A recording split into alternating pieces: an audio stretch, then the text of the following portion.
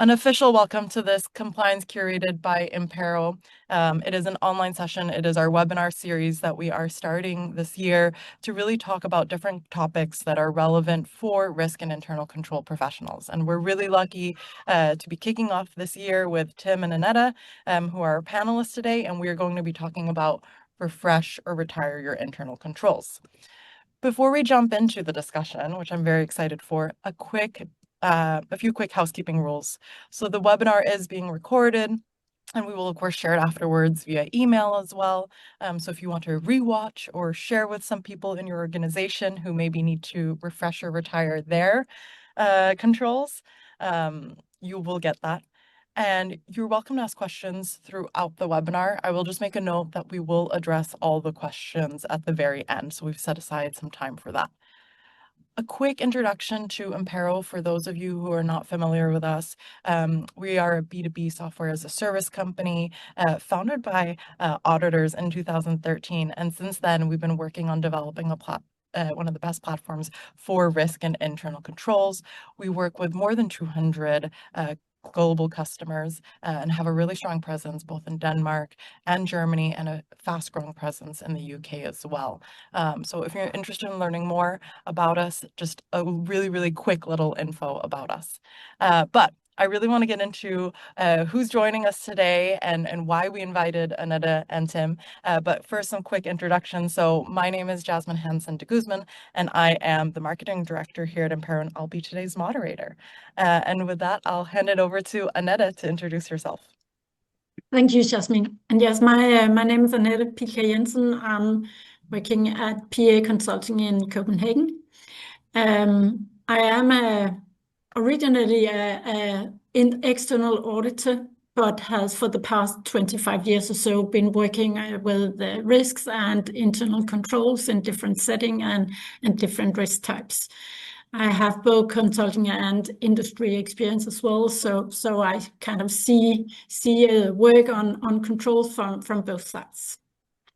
Amazing. And we're so excited to have you. I know as soon as I saw Annette's profile on LinkedIn that said risk and internal control enhancement, I was like, we need to have her on this session. And next we have Tim. I'll let you introduce yourself as well. Thank you, Jasmine. My name's Tim Buckley. I run a company called Beyond the Lines. We're a community that helps audit risk and controls practitioners drive outcomes in a human plus AI world that we're all living in. And I also run Integral Assurance, my risk and controls consultancy.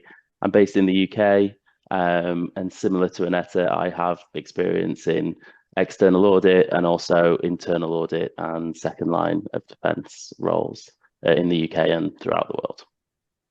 And Tim, we're so excited to have you here today. And for those of you who don't yet follow Tim on LinkedIn or Beyond the Lines, there's a ton of great tips that he shares there on a regular basis. And it gives me, at least personally, a lot of food for thought. So I can highly recommend that you go in and follow him as well. Thank you.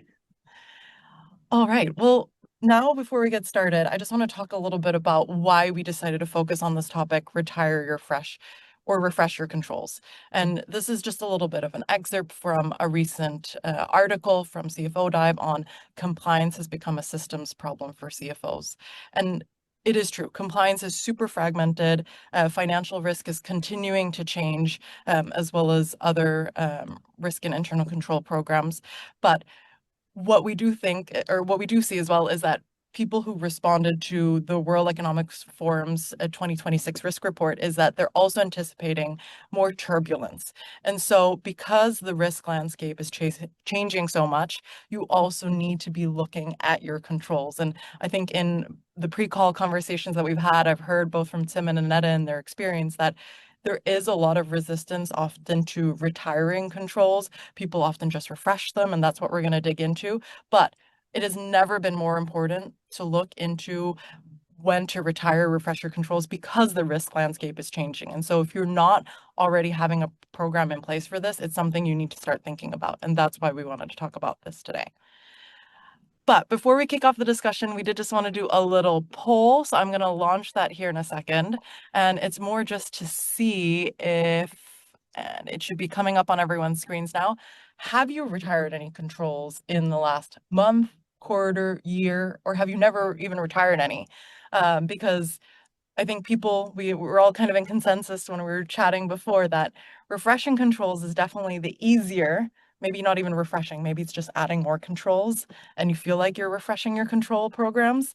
But actually having a structured plan around retiring them is a little bit more difficult. And I can see answers still ticking in a little bit, but just to give a lay of the land, it's actually relatively evenly split. So that's great that some people have done it in the past month, maybe because it's the start of the year. That was also one of the reasons why we wanted to have this webinar now in February January is probably end of year for a lot of people, really busy with the financial close.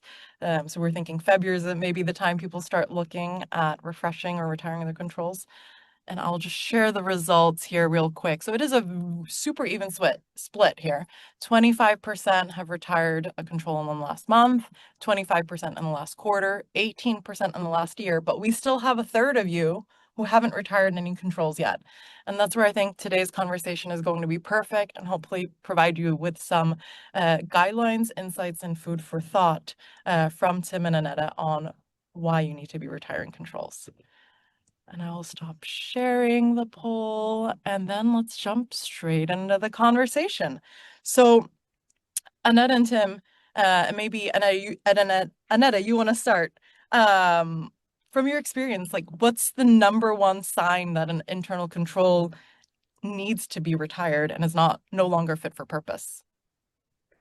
I think for me there are two things that pops up. One thing is your change in your processes, where you're going from more manual to automated processes.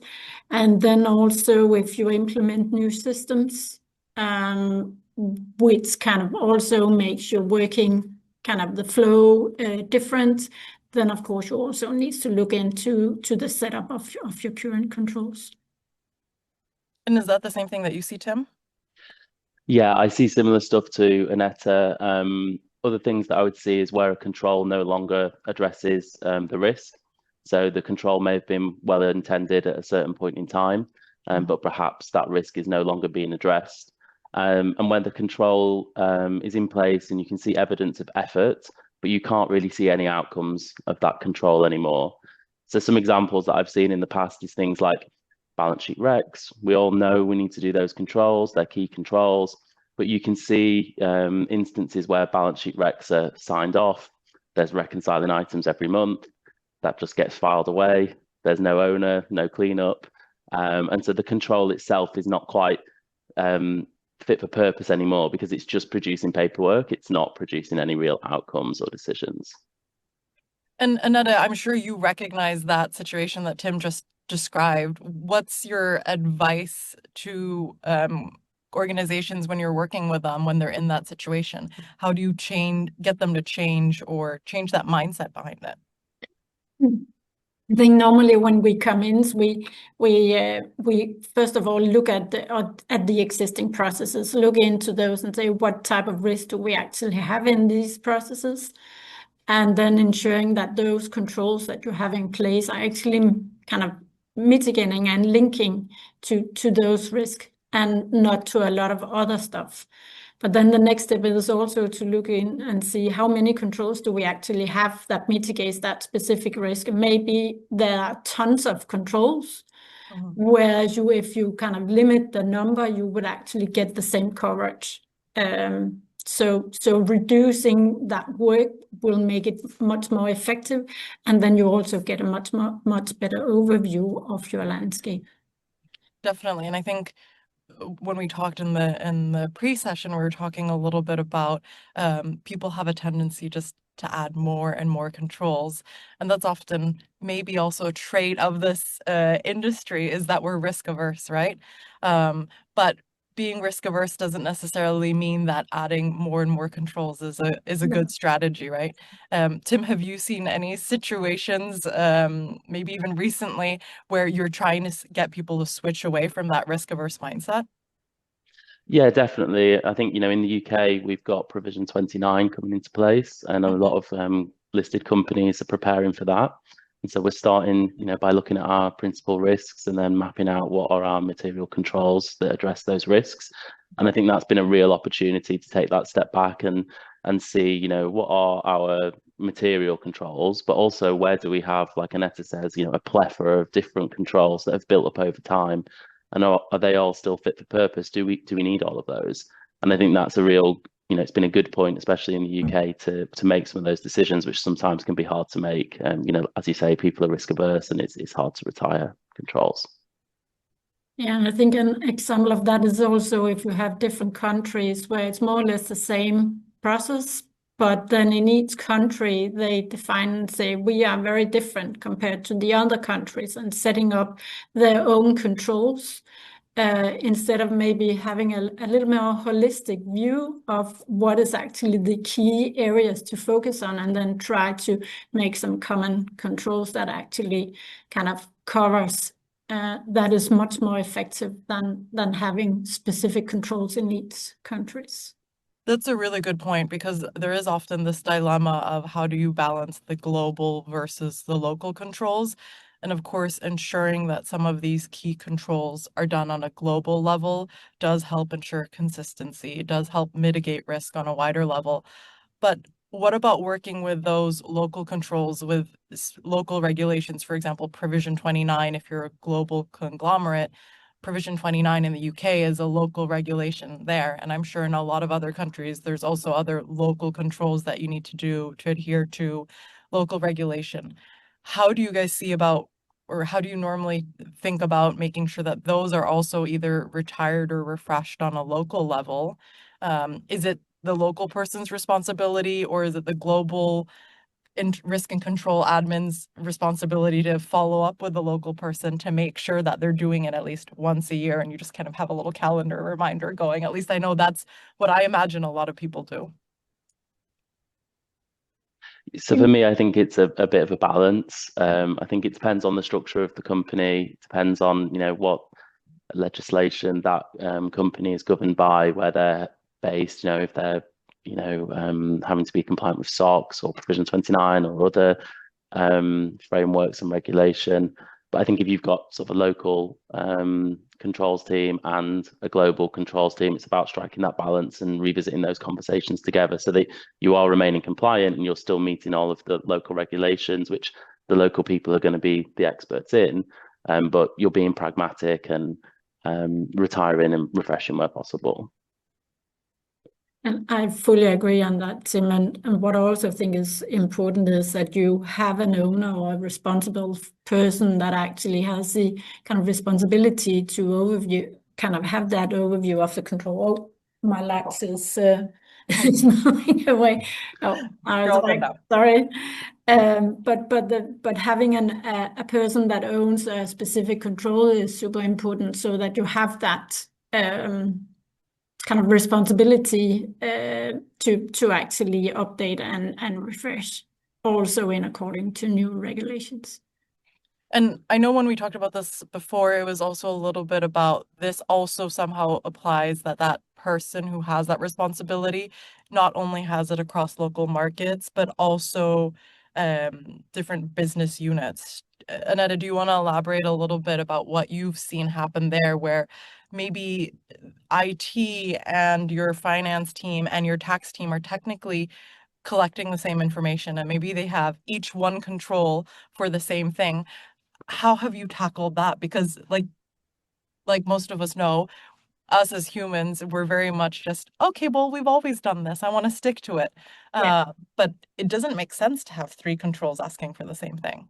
No, and I've actually an example of a project that we've just kind of completed where we came in and we're looking at the controls they identified. What we saw is when they did the risk assessment, the business kind of had one list of controls that they reviewed and updated, and then the IT had the same. They also had a list of controls, but they were not talking together. So what we did was to put them in the same room. So we need to have kind of a common setup of controls, and we there found that there were overlaps. They were conducting the same type of controls both in IT and the business. So bringing people together is for me the key word. Yes, that's I would agree with that actually helps, and they realize that if they work together, it's much more effective. Sorry, Tim. No, I was just going to say I agree with you there, Annette. I think you've got to bring people in the same room, and I think that then helps drive the ownership that's needed. So if you have, one clear owner for a risk, and then typically try to have, one primary control to address that risk and have clear ownership there as well, then you should prevent some of that overlap and duplication. But until you bring those people in a room together and assign the owner, for example, for the overarching risk for the whole company, you can end up with these silos of activity that are all doing the same thing. And, everyone's trying their best and working towards a common goal, but it's not efficient or effective. Exactly. So we talked a lot about the people aspect and the human aspect, and it is really much about getting people in the same room and aligning. But have you guys also seen scenarios where technology actually limits how people have been able to work with both getting aligned, but also refreshing or retiring their controls? Because at least what I've seen in experience and speaking with a lot of our customers is that sometimes, especially if these big conglomerates are adding new entities or acquiring a new subsidiary, they're also working on different instances of different platforms. And that's also been, at least what I've heard, a limitation in making sure that you have this holistic overview and have this holistic ability to retire and refresh controls and know what is being controlled. Tim, go ahead. Yeah, so I can go ahead. So I have seen that. So I've worked with clients where we've got different ERPs, different, critical systems, and what it can lead to is those business units or local entities feeling like they need a completely different control framework for that individual business. I think it's about taking a step back and looking at, well, what controls do we need as an overall group to address our risks? And then how do we operationalize that? And obviously, if we've got different ERPs, for example, we can't rely on a specific automated control for the whole company. But are there similar instances that we can put in place? If not, do we need to have mitigating or compensating controls? Again, I think it comes back to pragmatism.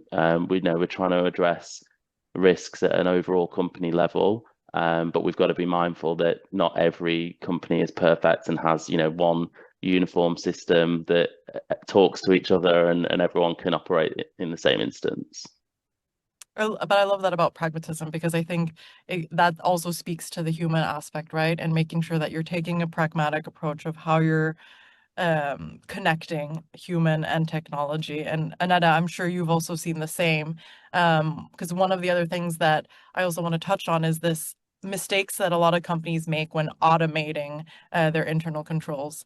And often people putting it into some kind of a system and having some kind of technology is great.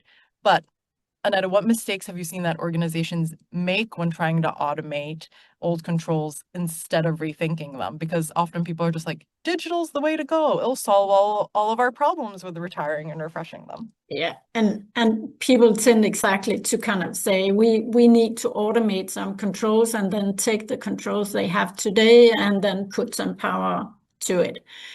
What happens, sometimes happens, not always, but sometimes happens, is that they actually go in and automate controls that is not fit for purpose, that is not designed in the right way, that actually don't really make any kind of value for the business. So instead, you need to, again, take this holistic view and ensure that you are reviewing the risks and identify which controls you actually need to take. And then there's an assessment of, there are some controls that are kind of that you can automate, but there are also controls that you cannot automate. So making that assessment, say what is actually beneficial to automate is also something to take into consideration, and how to automate is also something to take into consideration, because you can do it in different ways. Yeah, I've seen really similar things, to be honest. People think, oh, we'll automate this, and they just automate the exact thing that they've been doing manually. So you're just digitizing admin, really, or digitizing chaos in some instances. And I think it's really important what Annette says. You need to take that step back and understand, well, what are we trying to achieve? What risk are we trying to address? And then almost start from scratch and say, well, how can this digital technology or this platform help us achieve that, and not just implement the old bad habits that we've had in the past. And I think if you use technology correctly, you can actually make your controls much more enhanced and fit for purpose, because you can move that accountability closer to where the risk occurs, and you can move the controls happening closer to where that risk is, rather than where things are manual. Often things are detective, looking back. So it's about sort of taking that holistic view. Exactly. And it's also when you're speaking with companies, whoever's responsible for it, they know their organization and the risks what are the real risks, and making sure that that's actually being reflected in your internal control environment is way better than having some kind of standardized control checklist that's being mandated, because it's not a real reflection of what the risks are and what the controls should be that actually mitigate that risk. We've talked a little bit about, go ahead. I can see both of you. Annette had a comment to that. Annette. Yeah, because what I also want to add is that you can also have controls that mitigate several risks. And in that case, you also need to consider, if I take this control and automate, how would that actually impact all the different risk types and not only one specific? Definitely. I was just going to add on your point, Jasmine, was around when you said, the people in the business know their risks best, their controls best. I think that's a mistake sometimes it's made when technology is implemented, is, not consulting with the first line, not consulting with the business to understand, what is really happening on the ground, what is the real risk. Sometimes technology can be jammed in from a controls team or from a transformation team, and there's that lack of consultation. So I think that's really important to avoid those mistakes. Definitely. Another really, really good points, both of you. So I'm glad we paused there for a second. One of the other things that I feel like you can't go about not talking about is, of course, AI. And it's not because this is specifically about that, but how have you guys, or have you seen AI being used in projects to retire or refresh controls so far? And of course, there's inadvertently a risk with using AI for this as well, so it's quite funny. But what's your perspective there, Tim? Maybe you want to kick it off. Yeah, I think AI is on every company's agenda at the moment, and I think every company is trying to use it in some way. A lot of the clients I've worked with, it's still in its infancy and it's in its early stages. So there's a lot of technology out there that's claiming to be AI driven. When it's not necessarily AI driven, it may just be using sort of complex matching and rules and lookups. So I think, there's still a bit of ambiguity around, which technologies are the right technologies to be used. And then from there, can you refresh or retire certain controls? And then I think there's the other side where companies are trying to implement AI, and what are the controls that we put in around AI itself? So actually we're having to add new controls that we haven't thought about before. So, making sure, that prompts are logged, version control, all of these, human in the loop, all of these different things that we're having to consider with AI that maybe wasn't there in the past. So I actually think at the moment with AI, there's a lot of controls being added, but in the future, we're going to be able to, as the use cases increase, we can then start to retire controls. Hopefully, right? You would hope so. Yeah, but it's also funny because it is a juxtaposition, because like you said, it is so important to still have this human validation because it is in its infancy. Annette, what about you? Have you also seen it in projects? Yeah, what we see is that you can say there are different technologies, and some controls are better fit for some technologies than others. So kind of looking into what opportunity or what possibilities you have in your organization today, and start with that, instead of trying to start on level 3, then start on level 1 and look into what type of controls will fit for the technology we have today. And then there may be some more advanced technologies that you will use for some controls. maybe on a later stage. But I would definitely recommend to start on level 1 and say what technology do we have and where can we get the best benefits to start with. So not make it too complex in the beginning, but start from level 1, get the learnings, and then build on that.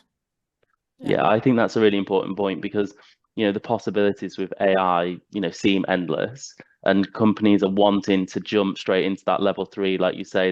They almost want you to just AI the business.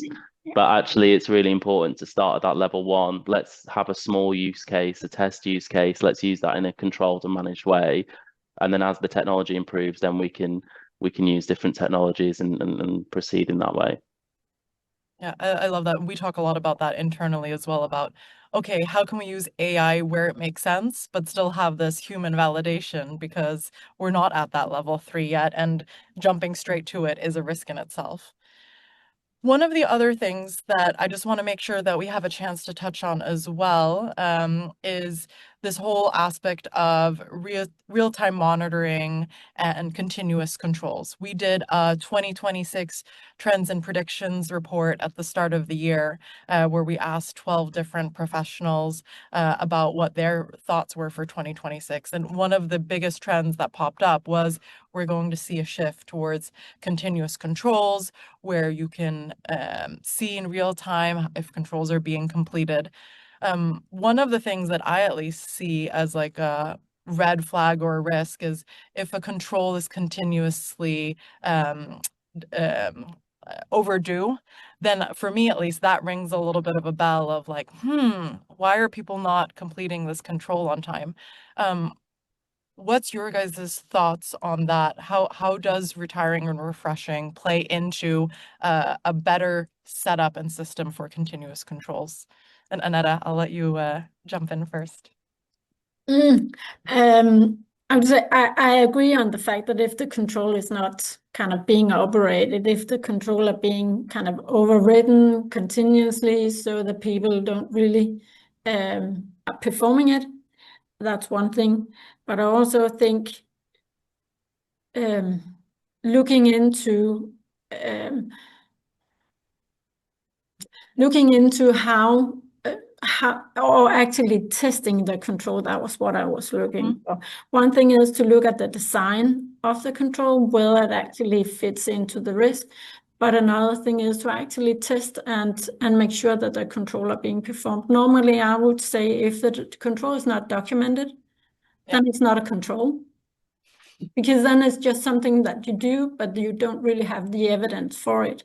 So if the auditor comes around and wants to see whether you perform the control, then you can't show that you have actually done it. And then in their mind, it's not there. So ensuring that you have that in place is, for me, very important. Otherwise, I would not rely that much on it. Yeah. Tim, what about you? Yeah, I agree with those points. I think for me, the use of continuous real-time monitoring, I would almost take a step back and look at, well, do we need to sort of change the way the controls are operating? So if you've got this instance, like you say, of this control being overdue all the time, and this real-time monitoring is showing you that, for me, that shows me that that control is probably not fit for purpose. It's not being operationalized correctly, and it won't be reducing the risk. So how can we use continuous monitoring to do it differently? And I think, for me, continuous monitoring it can give you better signals, which enables a faster response. So I would be looking at introducing things that are mitigating the risk in a better way. So like an example would be journals. If you were to have, review of all journals every month, a workflow, that's a good control. Someone's reviewing them. But actually with, real-time monitoring, you could introduce a better control where you monitor exceptions that are particularly risky. So you let everything sort of flow through apart from this real-time monitoring of exceptions. And that could be things that are posted out of hours, at weekends, unusual combinations of accounts and cost centers, unusual posters. And actually then your control is much more risk focused because you're focusing on those things that are unusual, that probably shouldn't be occurring, rather than in the past when you were doing it manually, you were having to focus on everything and you didn't have that insight that continuous monitoring can drive. So I would sort of shift the focus now that we can do continuous monitoring to change the controls. I think it's a great point. I think the challenge is often, right, that there is a focus on risk and internal controls in organizations after there's been some kind of incident or issue or fraud or something like that. And there the natural reaction is to add 10 new controls because you're checking every single thing instead of just looking at the exceptions, right? Yeah, definitely. Yeah, definitely. Amazing.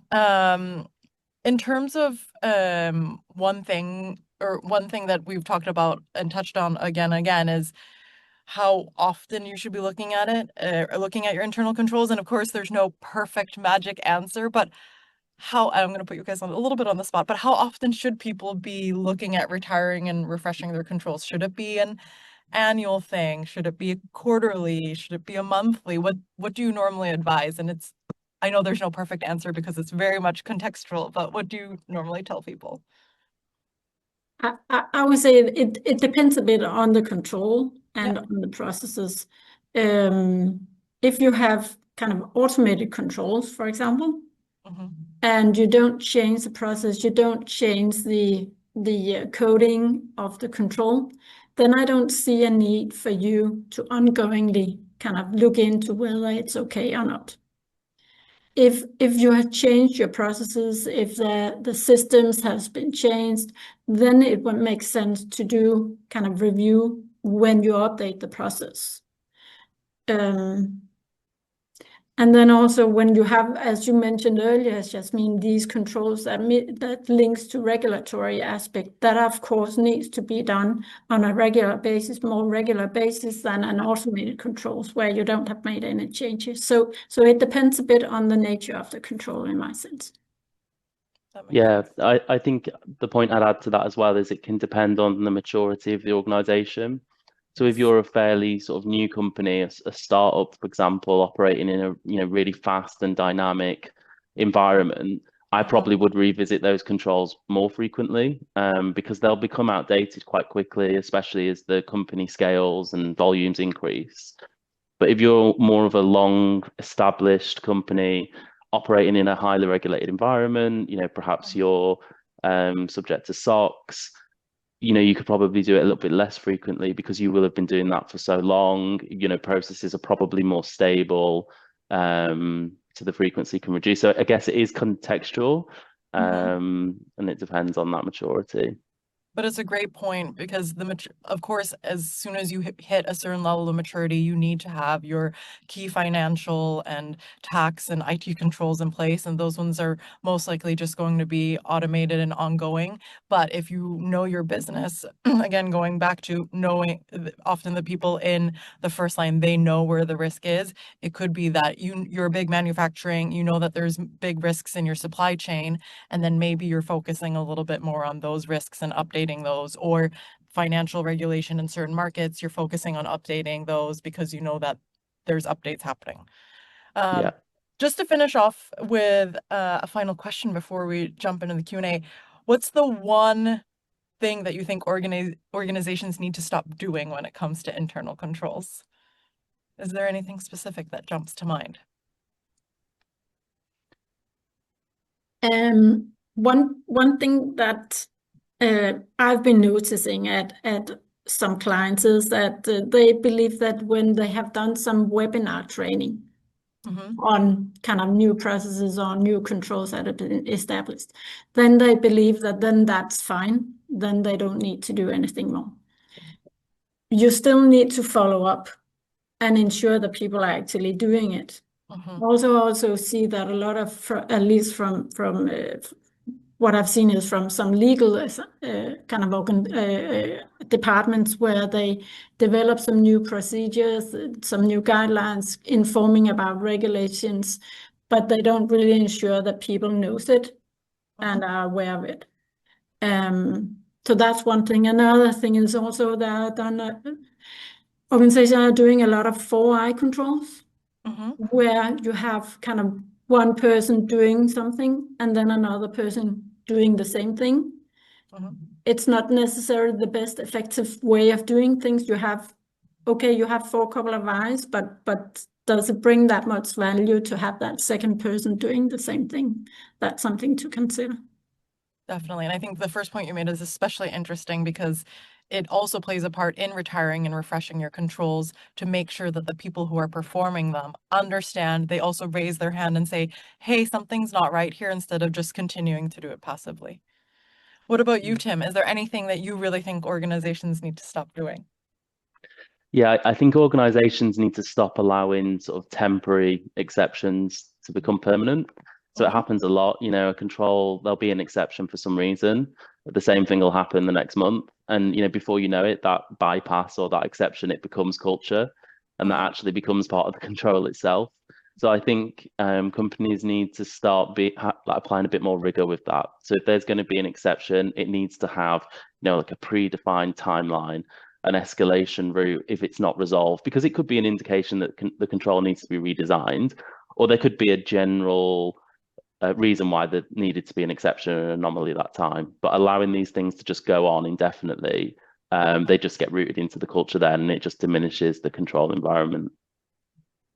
Amazing. It's a really, really good point, because a lot of, again, it becomes this passive thing where you think, oh, we're just going to do this for a month or 2 or 3, and then all of a sudden it's 3 years later, right? And we all know that, not just from internal controls, but other things in our lives as well. Awesome. Before we jump into the Q&A, and thanks for all of your insights so far, I have one more little poll, and it builds up a little bit on the last one, and that was just to see as well of how many of you have a plan in place. So do you have a plan in place for refreshing or retiring your controls on a regular basis? Yes, you might have one and you adhere to it, which is great. Yes, but we don't follow it. I think that goes a little bit into this, oh, we should. Some people might not be sure. Or you might not have anything in place, which might be why you're here today as well, to get a little bit of inspiration.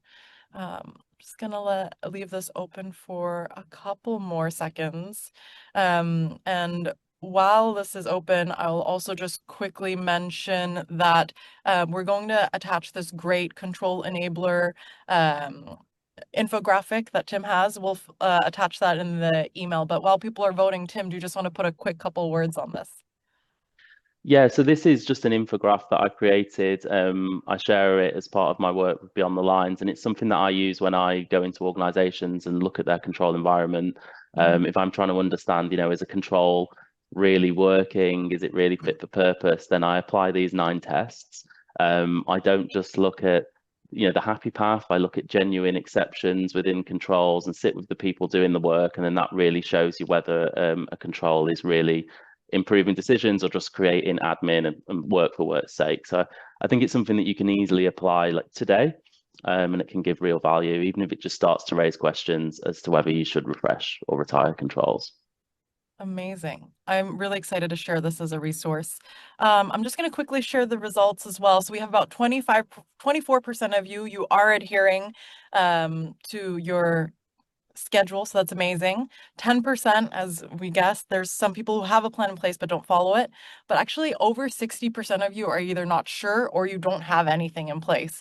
So hopefully you'll walk away from today with a little bit more inspiration on that. And then the very last thing that I just had was, before we jump into the Q&A, is, and I'm launching that now, if you'd like to learn a little bit more about Impero's risk and control platform, and I'll leave this open while we are jumping into the Q&A, because I can see we've already got some great questions. So let's jump into those. So one of the questions that we have is, how is your experience of controls related to implementation of robots as part of the financial procedures? Have any of you had experience with that, implementing robots as part of the financial procedure? No, I don't have a massive experience with robots either, sorry. No, that's fine. And maybe this person wants to clarify, are they, by robots, do they mean like an AI agent helping? Because I think there's a lot of different interpretations as well. So we'll maybe circle back to that if the person wants to clarify. Then we have another great question, and the person says, thanks for a great discussion, so they really enjoyed it.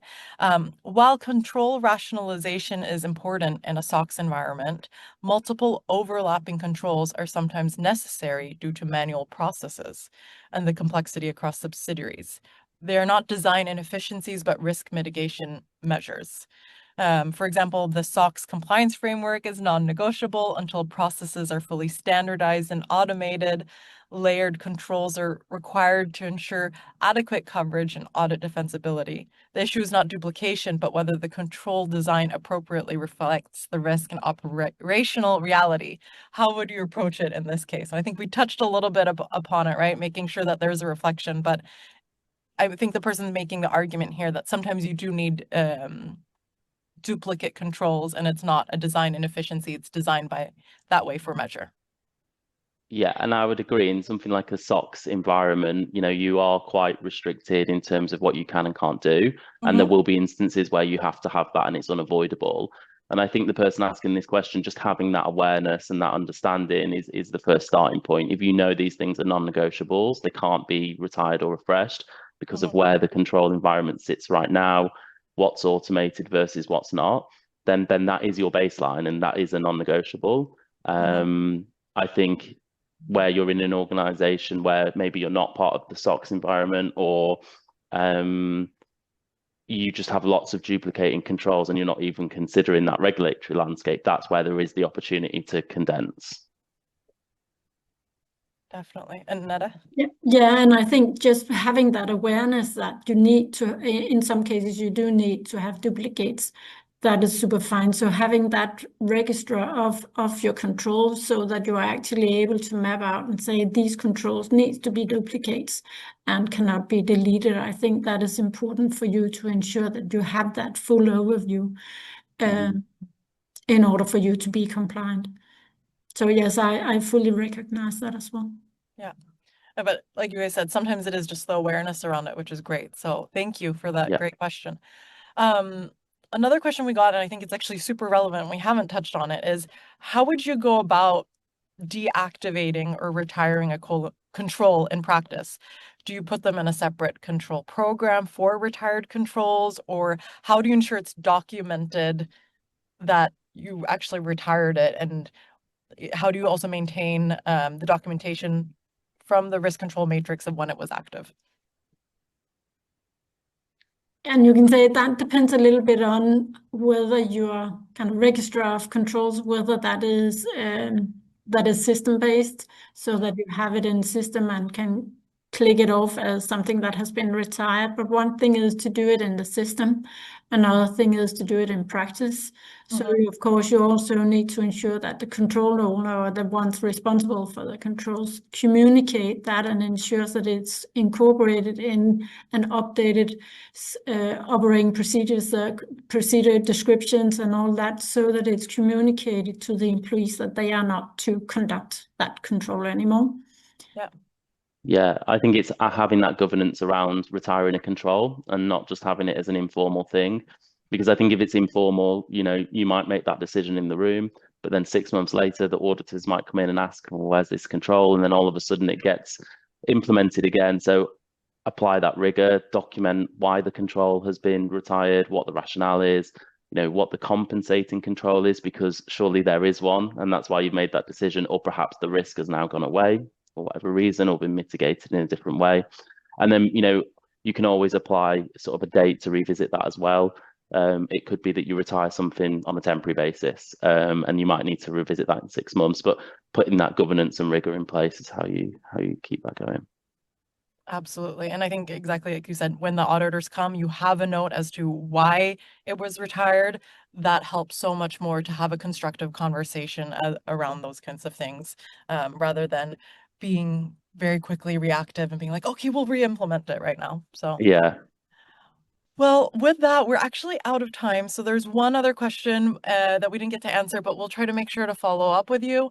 I also did just want to do a quick insights as well. So if you are not familiar with us and if you're a customer, there's a help center if you need help. But we also have a really great new blog post on continuous controls. also really highly recommend, as I said, follow Tim on LinkedIn, but we also have a lot of great content that we're trying to share on an ongoing basis. And if you happen to be in the Copenhagen area, we're very excited to announce that we are partnering with Risky Women to host an International Women's Day breakfast, and we'd love to see you there. So feel free to reach out on LinkedIn if you'd like to join. And with that, I just want to say a huge thank you, Annette and Tim. You guys have shared so much immense knowledge. I really appreciate it. I know I definitely learned a thing or two, and I'm going to be taking that back to the person who's responsible for controls in our organization. A really big thank you, and wishing you all a lovely day. Thank you very much.